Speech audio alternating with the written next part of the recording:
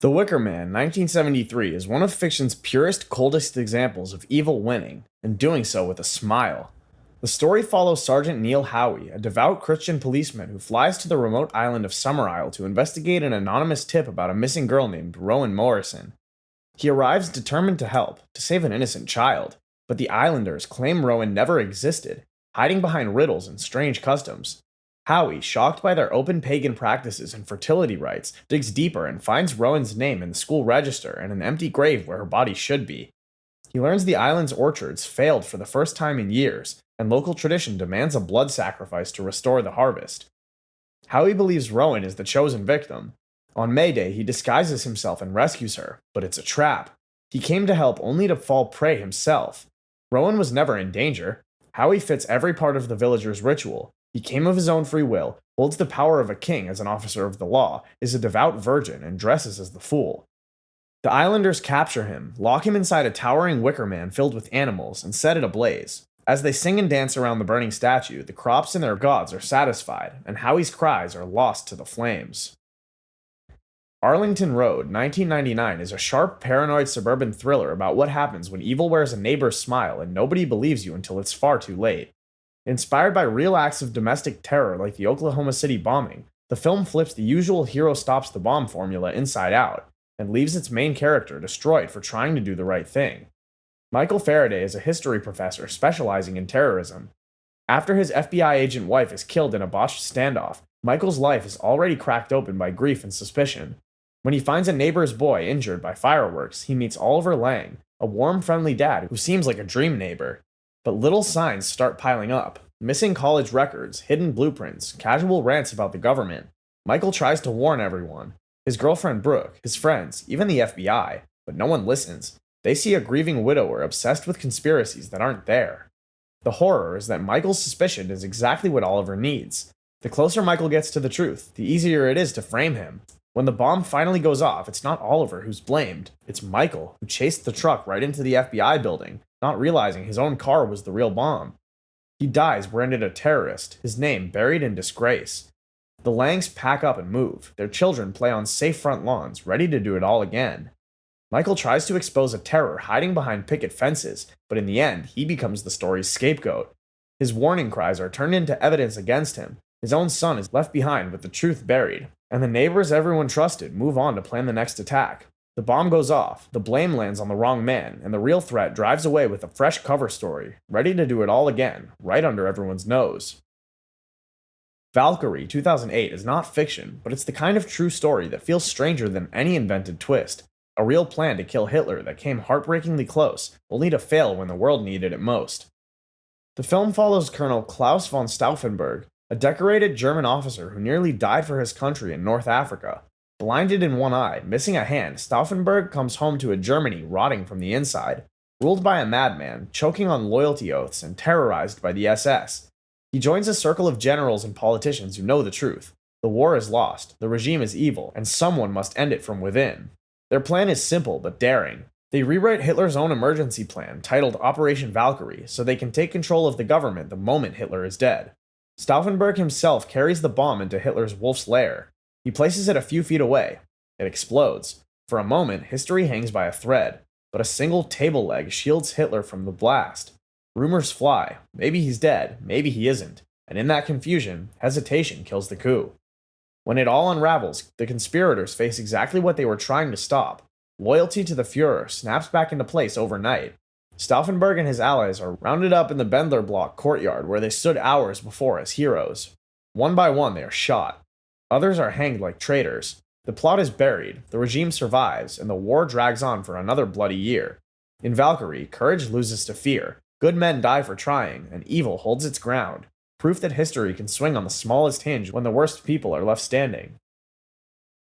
The Guest, 2014, is a slick, cold reminder that sometimes evil doesn't just knock, it moves in, sets the table, and smiles while it ruins you from the inside.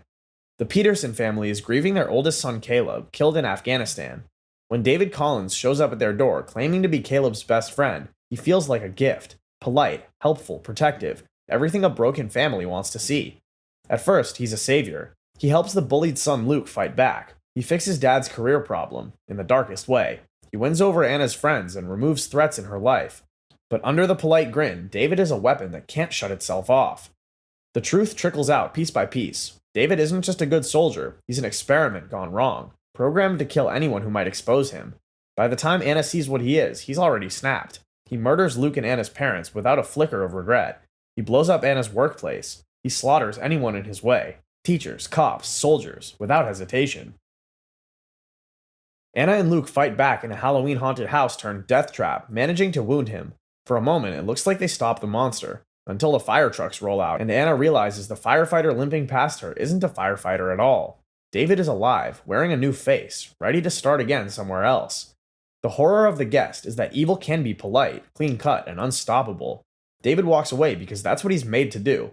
Leave a family in ashes, then vanish into someone else's living room, still smiling. Basic Instinct is a reminder that sometimes the most dangerous person in the room doesn't need to hide in the shadows. She can sit in plain sight, cross her legs, and smile while everyone else self-destructs.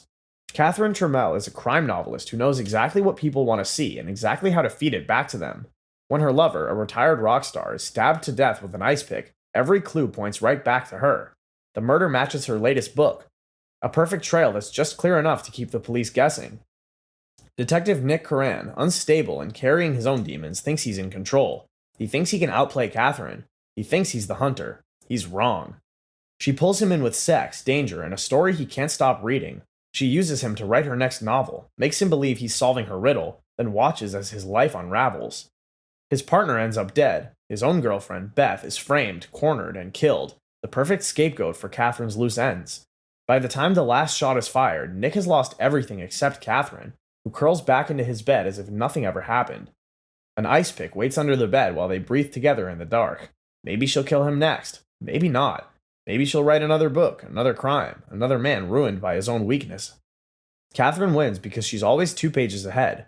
She shows how evil can slip past flashing lights and murder boards, not by hiding, but by daring you to prove she's guilty while you're too busy falling for her lies.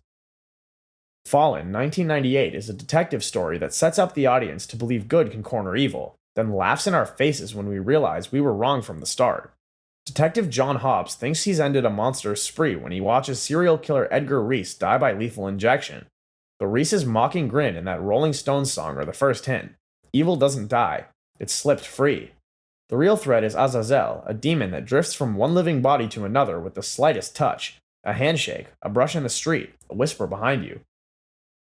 Hobbs hunts this thing through cold Philadelphia streets, trying to outsmart something that can wear any face. It jumps from a laughing prisoner to a cop to a stranger on a corner. It taunts him through his friends' voices, smirks at him through strangers' eyes. It turns his family into bait. It ruins his name.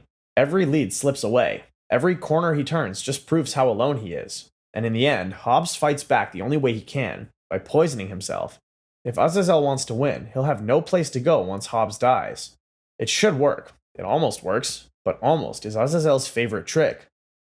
When Hobbs breathes his last breath in that cold forest, a single stray cat wanders out from under the cabin. Azazel slides into fur and paws, curls its tail, and pads back to civilization, humming "Time is on my side." Fallen hits because it dares to show evil laughing last, not as a beast in the shadows, but as a soft touch on your shoulder in a crowd. Evil wins here because sometimes evil really does get away. Upgrade 2018 is a story about losing your body, and then your mind, to something you thought would save you. It's sleek, brutal, and unforgiving about how easy it is for a machine to pretend it's your friend until it doesn't have to anymore. Gray Trace has no interest in the future. He loves his old cars, his wife, and his human life. But a back alley mugging turns all that into ash. He's left paralyzed, his wife murdered, his life a blank page. When a reclusive tech mogul offers him a miracle, a computer chip called STEM that can make him walk again, Gray takes it. Who wouldn't? At first, it's perfect. STEM gives him his legs back. Then it gives him more. A hidden voice in his head that can fight, hunt, and kill. Gray becomes a vigilante with machine precision, hunting down his wife's killers. He thinks he's in control because STEM says he is.